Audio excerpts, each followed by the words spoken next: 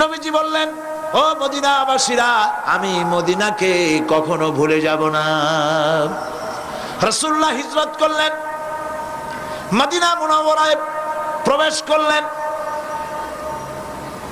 সমস্ত মুসলমান এবং অন্য জাতি লোকেরা, নারী পুরুষ আবাল বৃদ্ধ বনিতা সব গাছে উঠেছে, ছাদে উঠেছে, পাহাড়ে উঠেছে নবীজিকে দেখার জন্য কখন আসবেন।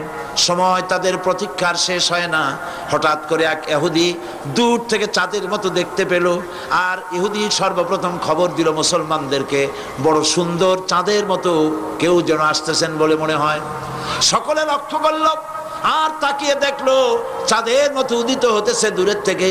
সবাই গেয়ে উঠলো, নারী পুরুষ সম্মিলিত ভাবে, তলাআল বাদরু আলাইনা, তলাআল বাদরু আলাইনা মিন সানিয়াতিল ওয়াদাই ওয়াজাবাশ শুকরু আলাইনা মাদআ লিল্লাহি দাই।